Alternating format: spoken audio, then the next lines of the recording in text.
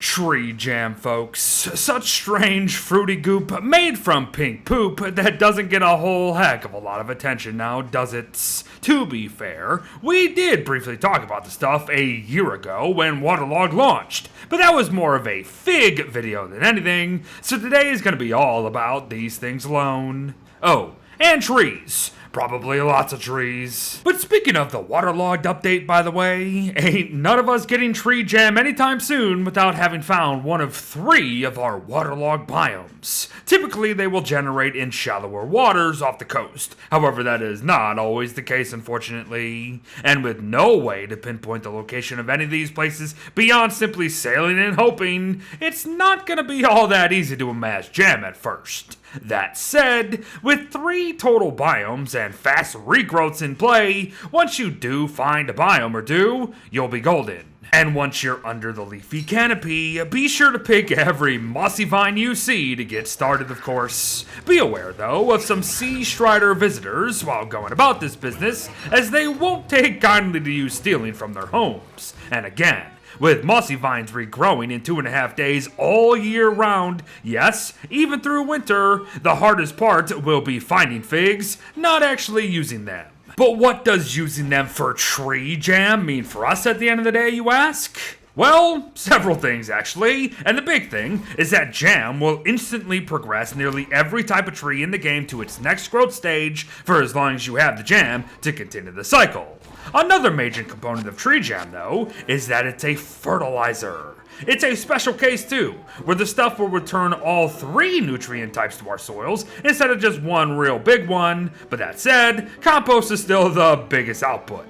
In my opinion, however, you should probably never use this stuff for fertilizer, so to continue, Wormwood players can slather some on to instantly heal for a bit of health before not only regenerating health over time, but also blooming. And lastly, the sticky stuff can even repair boats and fix leaks, if you please. It is also one of the only things to do so that won't leave a mark on our boat afterwards too, so there you go. I know some folk out there will appreciate that. All in all, not bad at all. Oh, but that's just the tip of the iceberg, everyone, as tree jam is hiding something much more involved. Knobbly trees here are found naturally in waterlogged biomes, of course, and while they too are impacted by jam normally, when they reach their final stages, they become enriched with tree jam. And now the waiting begins. For you see, once their enriched state ends, they begin to flower, and we can choose to enrich them a second time for another roughly 4 days. Now wait that state out, and yup,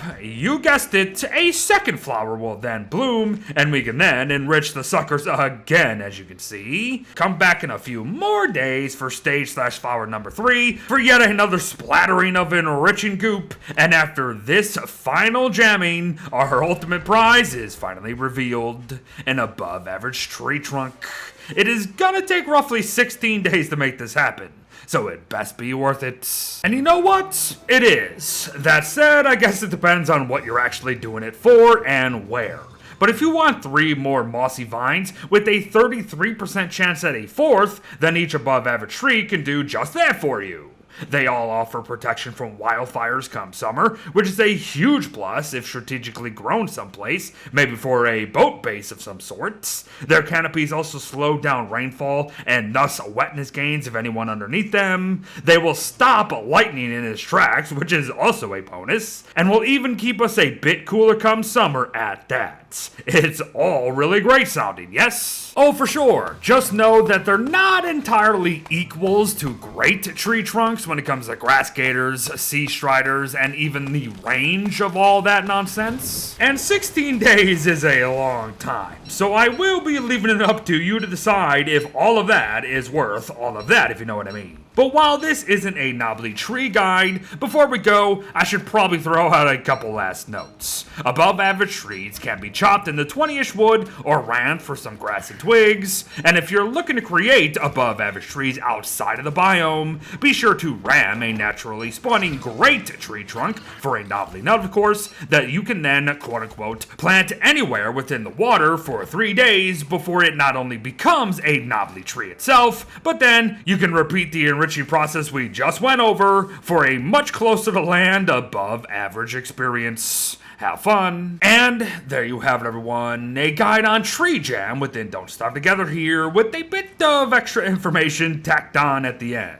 It's neat stuff, insanely optional and very situational, but still quite unique and very useful nonetheless. So goop it up. Thanks for watching, folks. Well wishes to all, and I'll see you in the next one. Bye-bye.